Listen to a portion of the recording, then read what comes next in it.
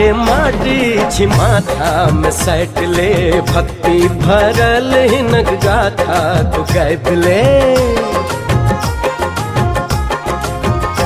अरे मिथिला के माटी छिमाथा में सैटले भक्ति भरल हिनक गाथा तू कैबले। सीता के काम छियन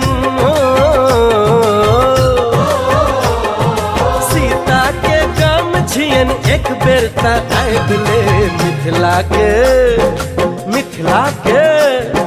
मिथिला के माटी छिमाथा में सैटले भक्ति भरल हिनक गाथा तू कैबले। के माटी छिमाथा में सैटले भक्ति भरल हिनक गाथा तू कैबले।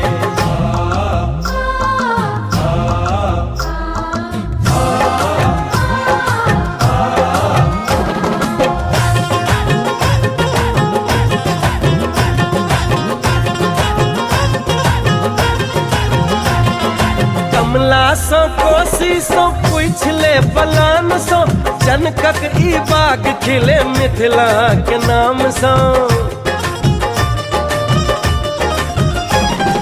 देखलो हम मथुरा के एलिए हम काशी सो पावन छे मिथिला ई चारू धाम सो। स्वर्गो से सुंदर छे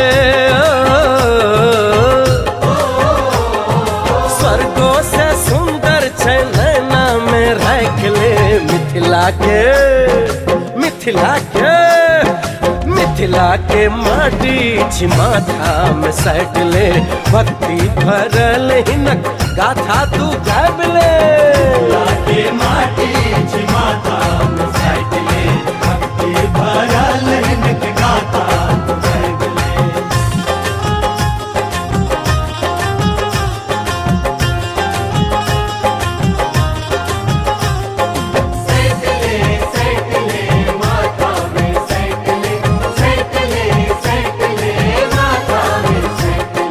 पावन छे उत्सव छे सोहर सुरीला छे तुलसी के चौरा पर अमृत के घैला छे। चौठ चन अजितिया छे ठकुआ पुड़किया छे बाड़ी में पटुआ आखीरा करेला छे नटुआ नचनिया के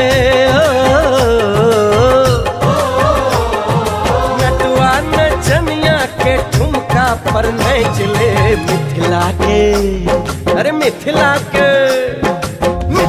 के माटी छिमाथा में सैटले भक्ति भरल हिनक गाथा तू कैबले। के माटी छिमाथा में सैटले भक्ति भरल हिनक गाथा तू कैबले।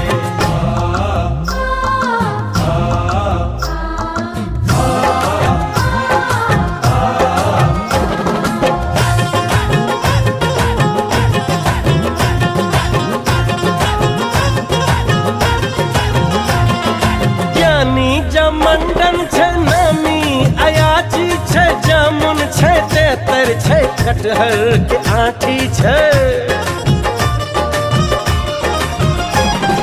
मैया के कहबर छे औषधि न महकर छे माटिक विभूति आ भक्ता के चाटी छे। बेटो बियाद कने हो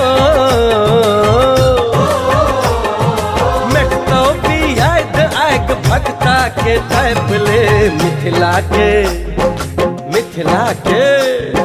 मिथिला के माटी छिमाथा में सैटले भक्ति भरल हिनक गाथा तू कैबले।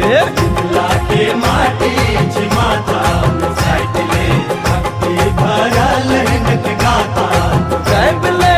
मिथिला के माटी छिमाथा में सैटले भक्ति भरल हिनक गाथा तू कैबले।